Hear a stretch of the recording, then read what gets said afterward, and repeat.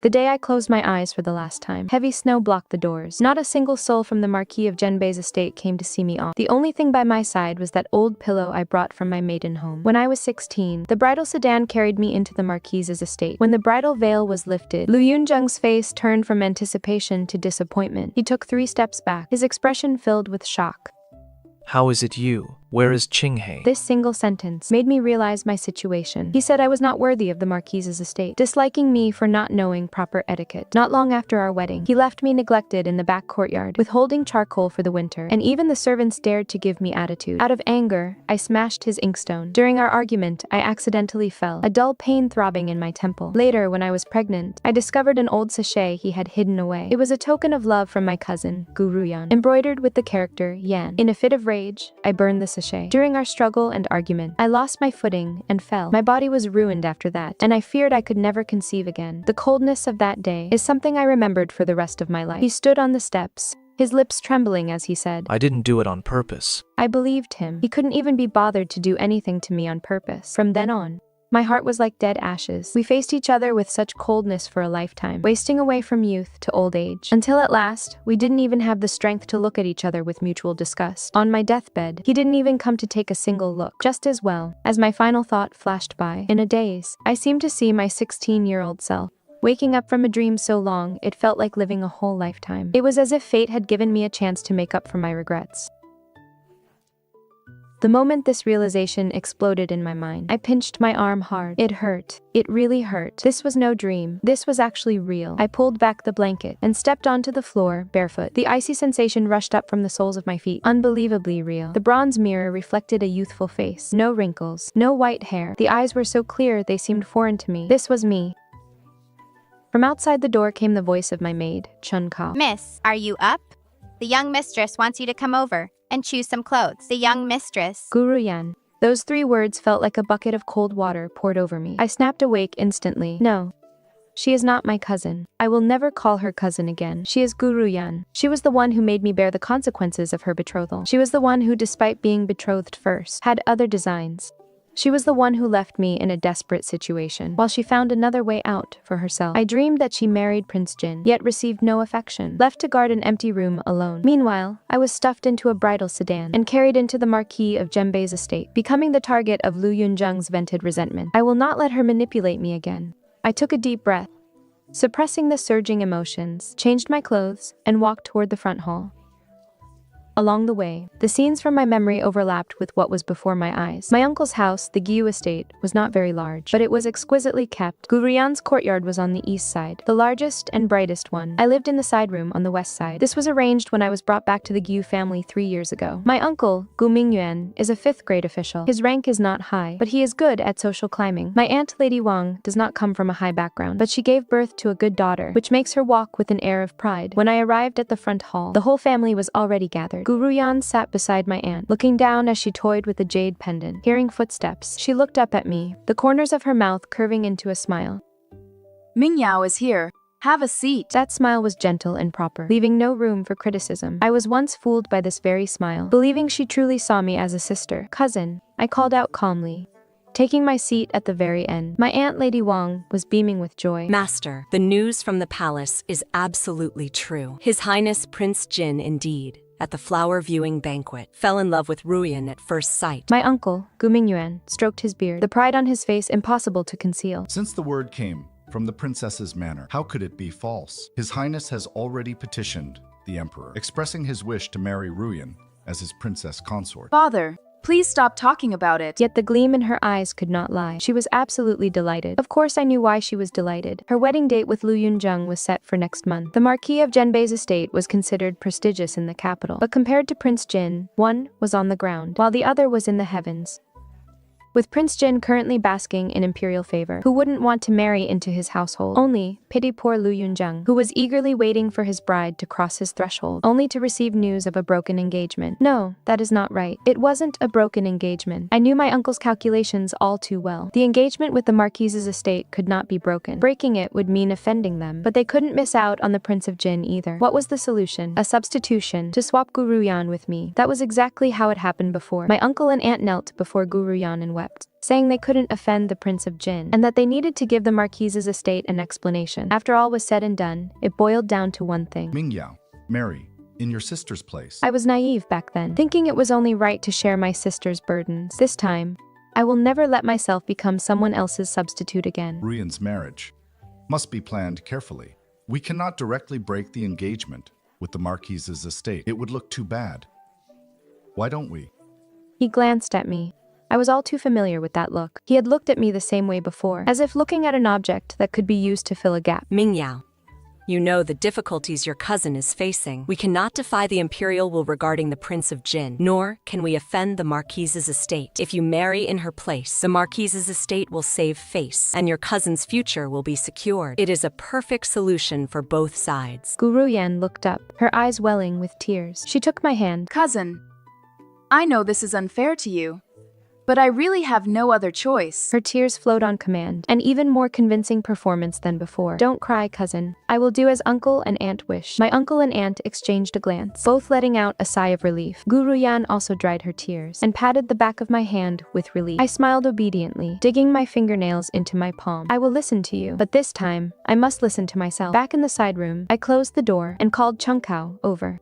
Go do something for me. Chunkao was a maid I had brought back from the outside. She was a little girl I rescued when I was wandering the streets years ago. She only recognized me as her master, not the Gu family. Yes, miss. Please tell me. Go find out if there are any reliable inns outside the city. The more remote, the better. Also, prepare a change of clothes for me. Old ones, so as not to attract attention. Chunkao's eyes widened. Miss, are you going to? Don't ask. I pressed her hand down, my voice very soft. This time, I want to walk my own path. That night, I sewed the silver pieces I had saved for half a year into my waistband and hid my travel documents close to my body. Under the cabinet lay a bag of dry rations, which I had quietly traded with the kitchen maid. Everything was ready. I only had to wait for the night before the bridal sedan arrived, to slip out through the back door under the cover of darkness. If Guruyan wanted to marry Prince Jin, let her marry him. If Lu Yunjung wanted to take a wife, let him take one.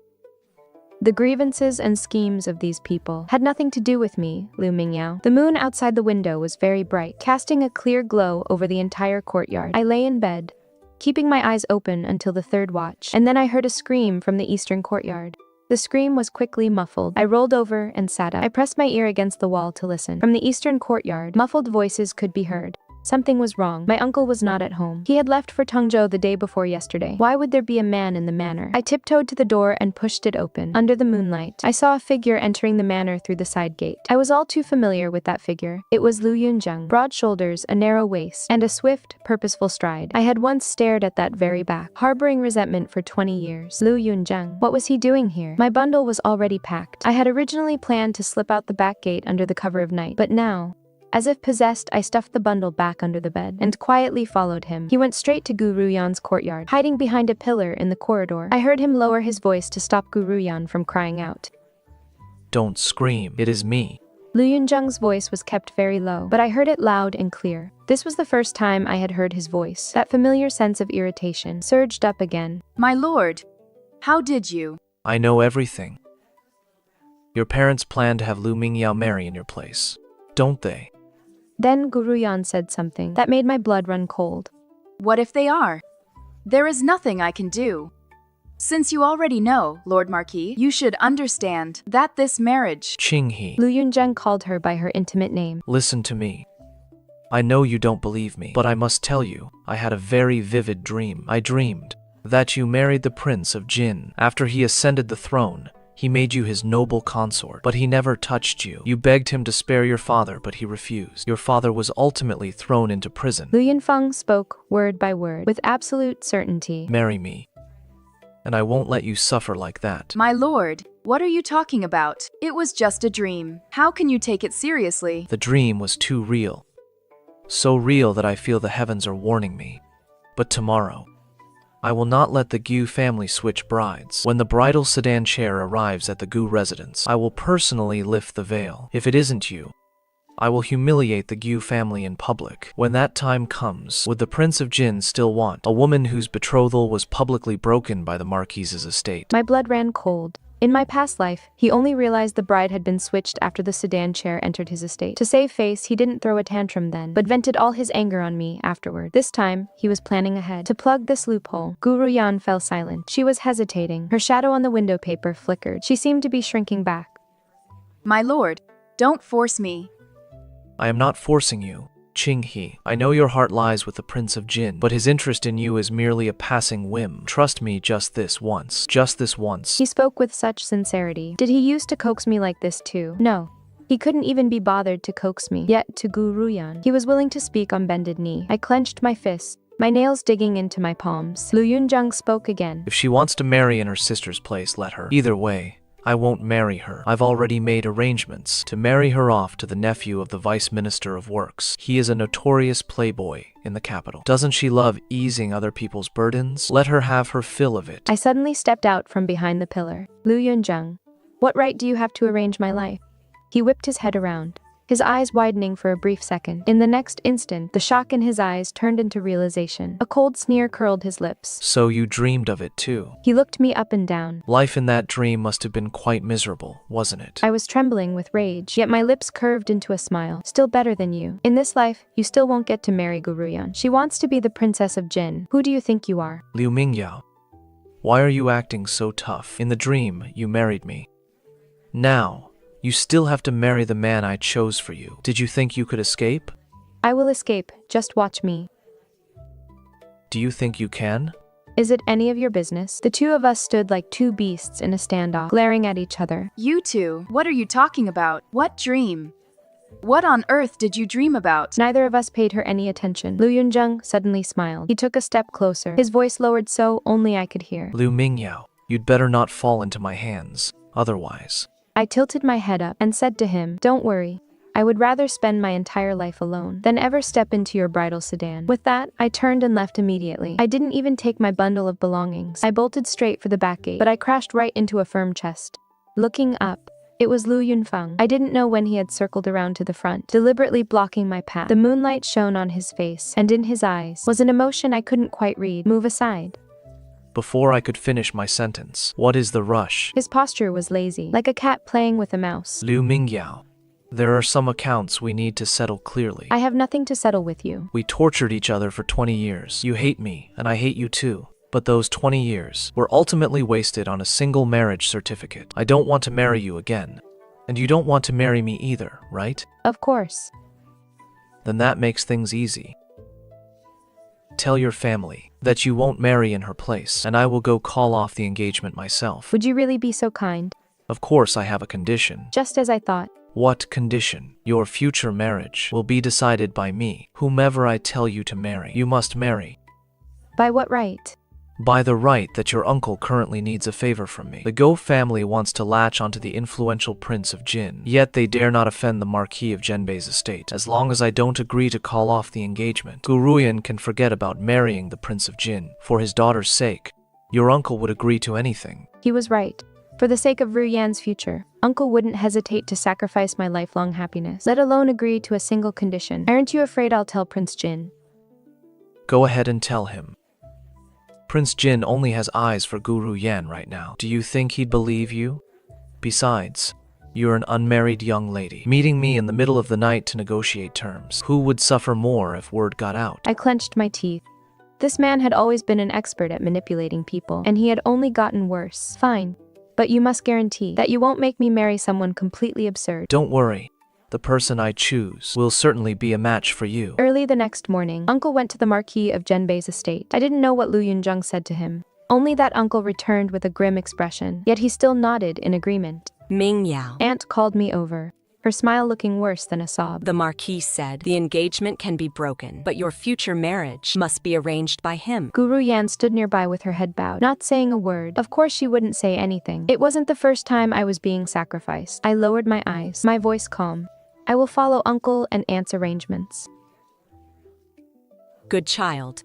Aunt knows you've been wronged. The Marquis said, the family he chooses for you won't be bad. Won't be bad. That very afternoon, the news arrived. Aunt's expression was 10 times worse than it had been in the morning. She looked at me with a hint of guilt in her eyes. Ming, Yao, the family the Marquise chose for you is the nephew of Lord Shao, the Vice Minister of the Ministry of Works. His surname is Wang. He owns several shops in the capital, so his family is quite well off. It is just what?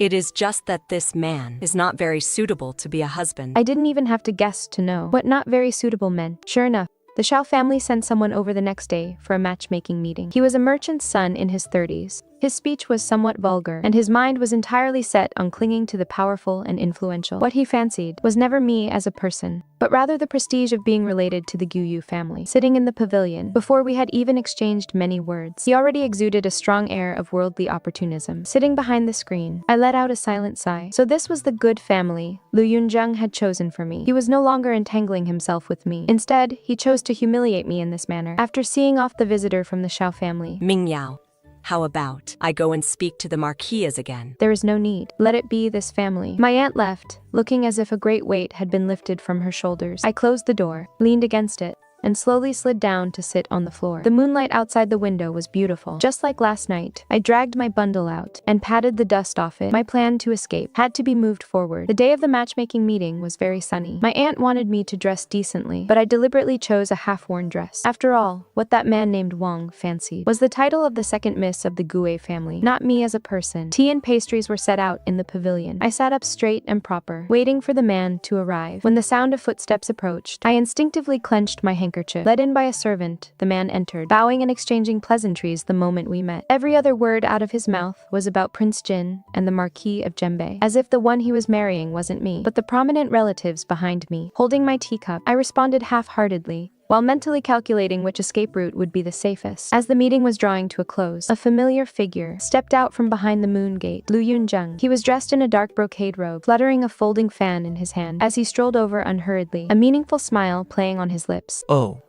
having a matchmaking meeting. He leaned sideways against a pillar, his gaze sweeping back and forth between me and the man. Young Master Wang, how do you find my cousin? Recognizing him as the Marquis of Zhenbei, the man quickly stood up to bow, so eager that he nearly tripped. Second Miss Gu is wonderful, absolutely wonderful. Of course she is. Lu Yunzheng smiled even more broadly, yet his eyes were fixed on me. This cousin of mine is graceful in the parlor and skilled in the kitchen, and her personality is exceptionally straightforward. You are a lucky man, young Master Wang. You seem quite free today, Marquis. To have the time to watch other people's matchmaking.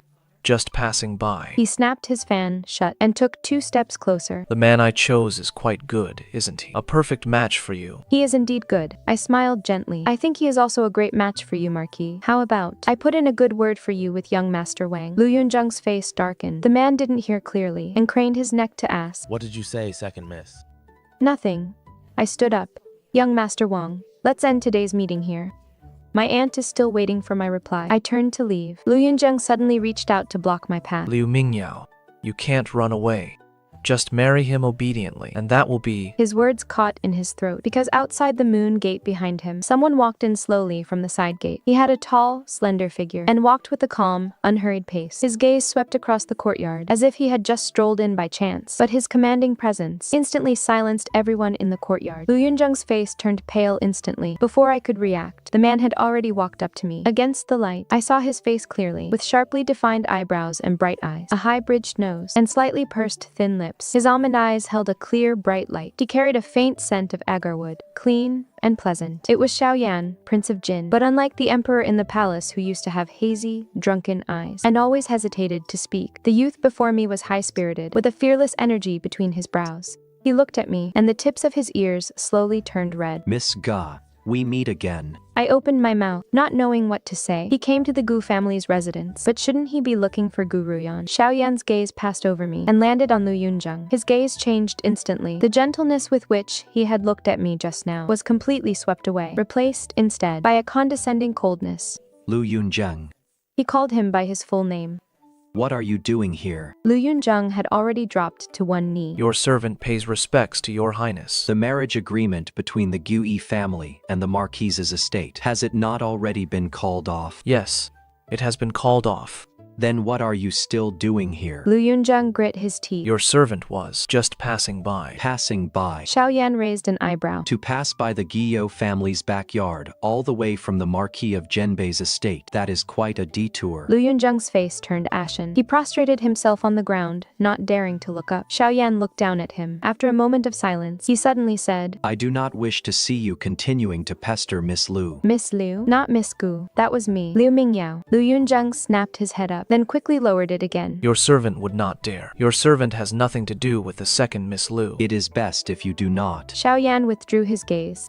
Dismissed.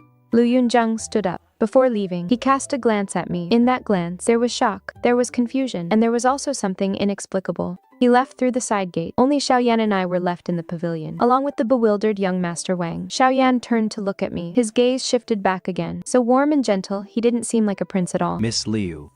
That person just now, you need not pay him any mind. He paused, the tips of his ears turning even redder. I have something I wish to say to you in private. I stood frozen in place, my mind a complete muddle. Why would Prince Jin come to the Gu household? Shouldn't he be looking for Guru Yan? Why would he come looking for me? Before Xiaoyan could speak his mind, my uncle came running from the front courtyard, followed closely by my aunt and Guru Yan. The three of them were panting heavily, their faces flushed red, as they fell to their knees in unison. Your Highness's arrival. Your servant has failed to welcome you properly. Xiaoyan's brow furrowed almost imperceptibly. He took half a step to the side, declining to accept my uncle's full bow. His voice was indifferent as he said, Rise.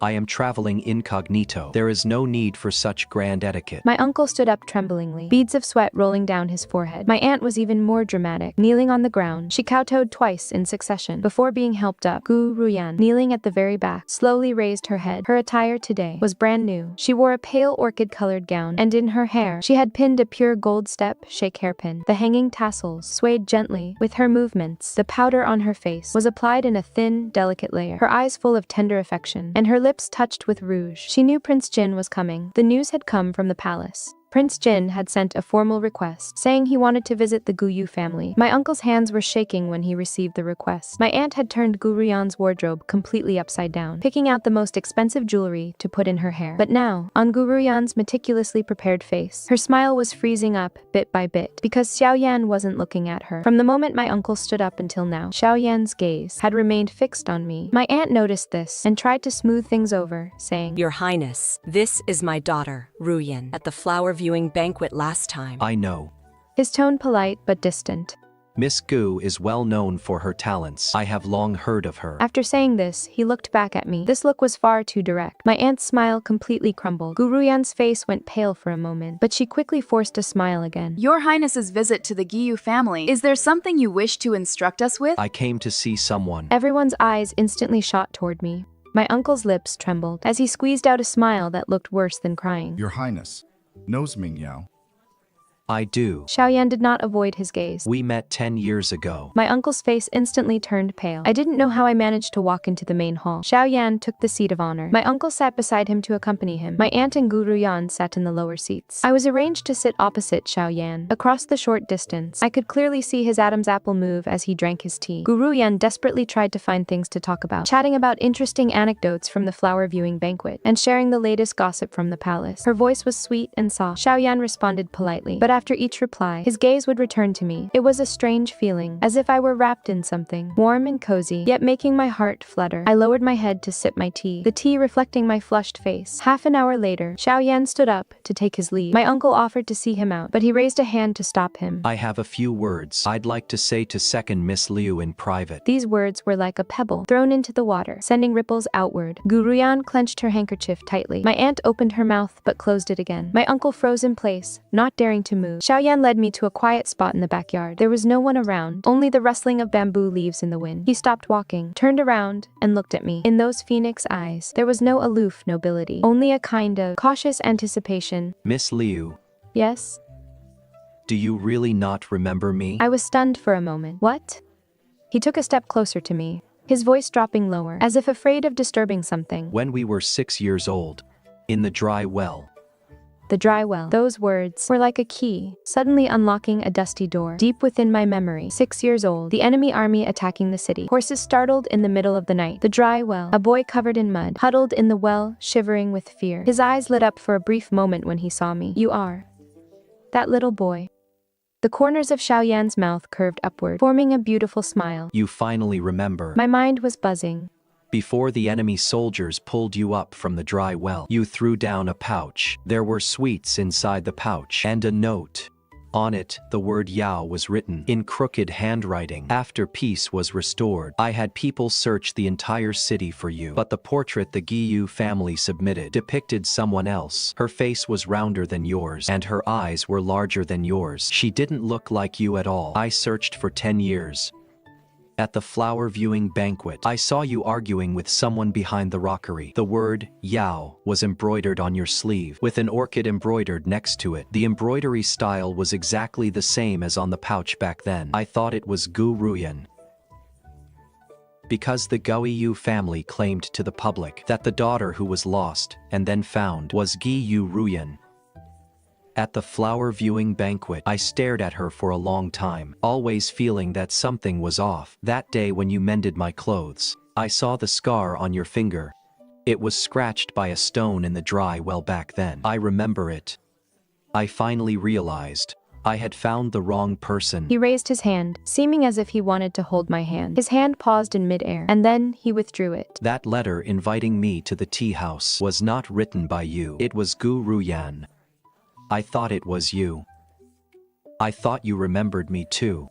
I was so happy I couldn't sleep all night. Later, I figured it all out. Your uncle claimed the credit that wasn't his and told everyone that you were Gu Ruyan. The portraits the Gue family submitted over those years weren't of you either. Ming Yao, I've been looking for you for 10 years. Will you marry me, please? That night, I didn't close my eyes at all that night. Lying in bed, I kept thinking about what Xiaoyan had said, and then I thought of the dream I had. Everything in that dream actually fit perfectly with his obsession with finding me. At the imperial banquets, he would always drink heavily. The corners of his eyes flushed red. I used to think he was worried about state affairs, but thinking back now, those eyes were clearly looking in the direction where I was sitting. When we met by chance at Taie Pond, his tone was so gentle and submissive. He asked if the Marquis of Ding'an treated me well. He made an exception to bestow upon me the title of first-class noble consort. When he presented the jade Ruyi scepter, he looked as if he had just been crying. I buried my face in my pillow. Fortunately, this time, I still have the chance to respond to him properly. As dawn was just breaking, hurried footsteps came from outside the door. Chunkao came stumbling in.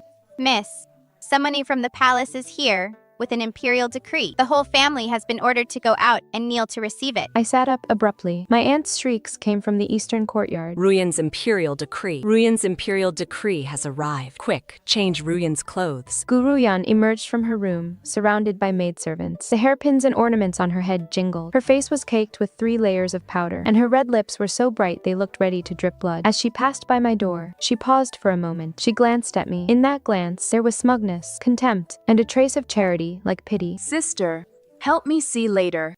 What is written in the imperial decree? I said nothing. The whole family knelt in the courtyard. My uncle knelt at the very front, his forehead pressed against the blue bricks, his entire body trembling. My aunt knelt behind my uncle, and Gu Ruyan knelt right in the middle. The eunuch unfurled the imperial decree, his voice sharp and drawn out. By heaven's mandate, the daughter of the Giyu family, gentle and virtuous, is hereby appointed as the primary consort of Prince Jin. Gu Ruyan leaned forward. The second daughter of the Giyu family, Ming Yao, respect this. The courtyard fell silent for a moment. Gu Ruyan's movement froze, like a puppet with its strings cut. Did you read it wrong? I have read imperial decrees for 30 years and have never read one wrong. If Lord Gu does not believe it, see for yourself. The imperial decree was thrust into my uncle's arms, but his hands shook too much to catch it. The imperial decree fell to the ground and rolled twice. Gu Ruyan snatched it up, her eyes quickly scanning every word, her face turning from pale to green. Impossible. She stood up abruptly, her voice as sharp as a knife. How could it be her? The one His Highness Prince Jin wants to marry is me. The imperial decree writes it clearly. Ming Yao, the second daughter of the Giyu family, if you have any dissatisfaction, go speak to His Highness. She must have used some tricks. It must be her. She made a fool of me on purpose. Shut up. Do you want to bring ruin upon the entire family? Gu Ruyan froze in place, looking at her mother in disbelief. Tears welled up and spilled over, ruining the makeup on her face and streaming down her chin. My uncle knelt on the ground, his eyes staring blankly, muttering repeatedly. How can this be?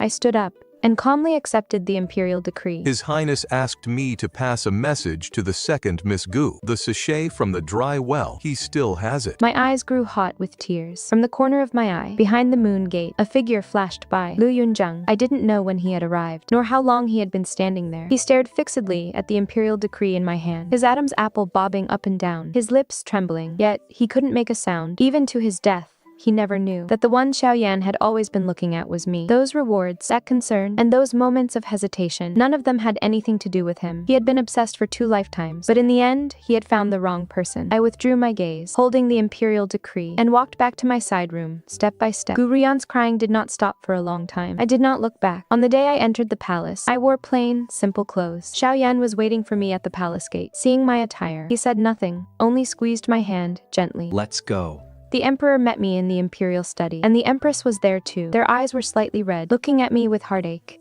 I knelt down and kowtowed 3 times, hard. Father, mother, I beg you to seek justice for me. Xiaoyan tried to help me up, but I didn't move. I told them everything that happened in the dry well, from beginning to end. The year the enemy army besieged the city, I rescued a little boy from the well. My biological father abandoned me to flee for his own life. Because of this, I wandered the streets for 10 years. Back then, His Majesty ordered the Imperial Guard to search the city. The portrait Gu Mingyuan submitted was not of me. I took out a copy of that portrait from my sleeve.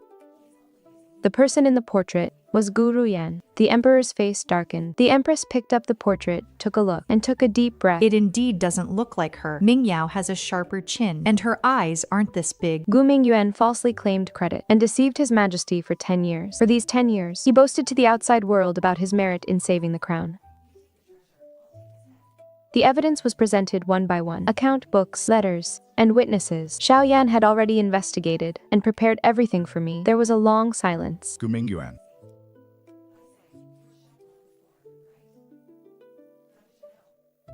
Gu Ruyan. Father, I have one request. Father looked at me. Speak.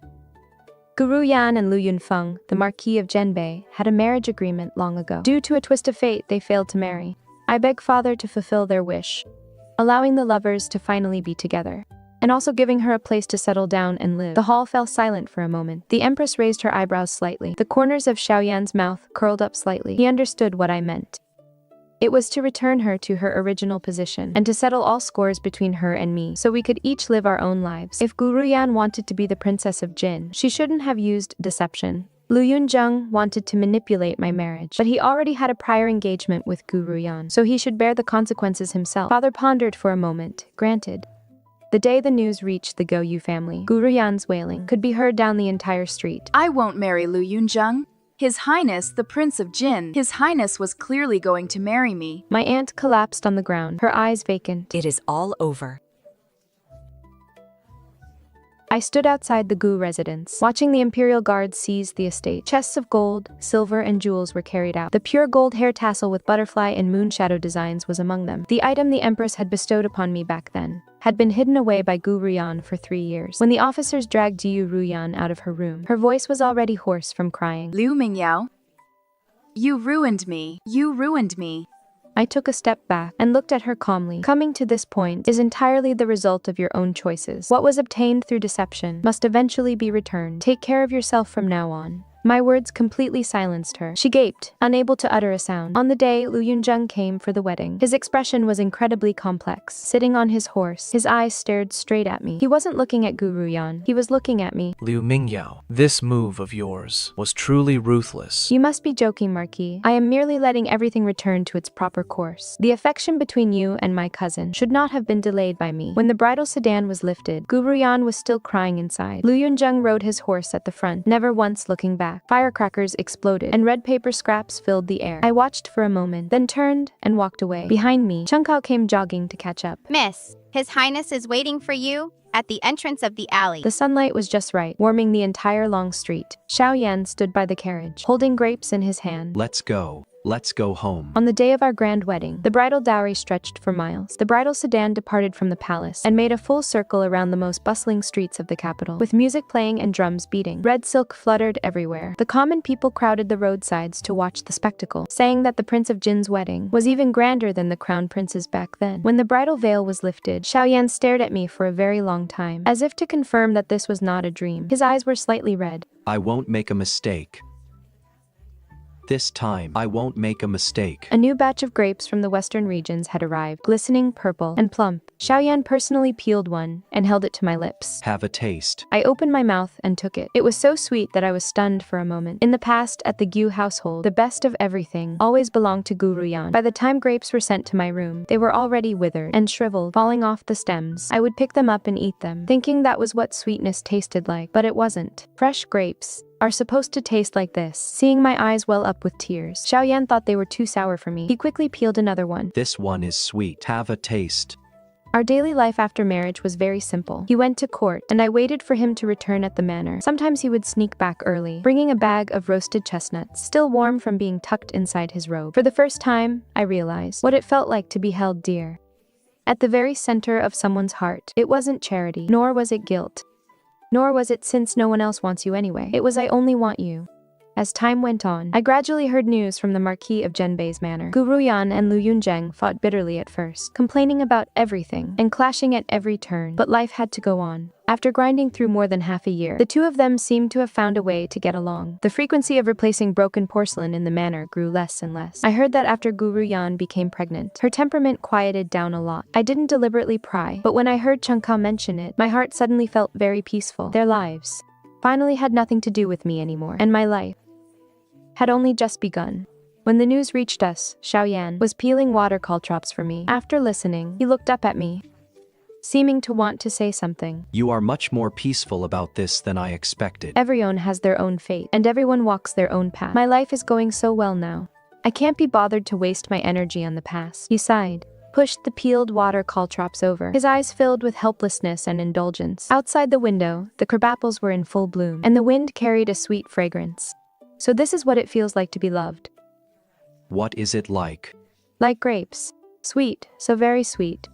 And you don't have to pick up what others left behind. He fell silent for a moment, pulled me into his arms, and rested his chin on the top of my head. From now on every year, the fresh ones, the very first batch, will all be yours. In the 3rd month after our marriage, Xiaoyan dug out an old box from the study. It was made of wood, with corners worn smooth and shiny, clearly having been touched for many years. He opened the box, and inside lay a faded old purse. The fabric had already turned yellow, and several embroidery threads were broken. You kept it all this time. I kept it all this time, the one you threw down back then. I ate the candy, but I couldn't bear to throw away the purse. Inside, there was a line of small writing that read, Yao Yao's candy, be happy when you eat it. I burst out laughing, but as I laughed, my tears began to fall. Xiaoyan reached out to wipe away my tears, though his own eyes had also turned red. That year in the dry well, I thought I was going to die. Then you appeared. You leaned over the edge of the well and looked down. Don't be afraid, I'll save you, Ming Yao. The light I saw when I looked up from that dry well was you. I threw myself into his arms, crying so hard I couldn't speak. I searched for you for 10 years. You are not allowed to lose it again in this lifetime. I nodded vigorously, burying my face in his chest. The moonlight from the dry well, after 10 years, finally shone upon both of us. Fortunately, this time, we both found the right person.